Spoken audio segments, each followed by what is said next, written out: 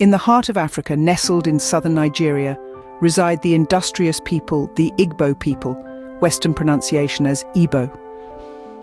They've long been recognized for their fortitude and business acumen. Their culture is deeply woven into their identity. The Igbo language, a lilting melody to millions, symbolizes deep prowess and athletic abilities, setting them apart. So the next time the Igbo Nigeria, remember they're a people of strength, culture, and immense talent. Expanding beyond their homeland, the Igbo people have also made their mark on the global stage. Among them is the Bill Gates of Africa, Philip Emeagwali, a trailblazer in computer science. Equally significant is Chinua Achebe, the late literary genius who wrote Things Fall Apart. These Igbo achievers, among others, have substantially influenced their domains.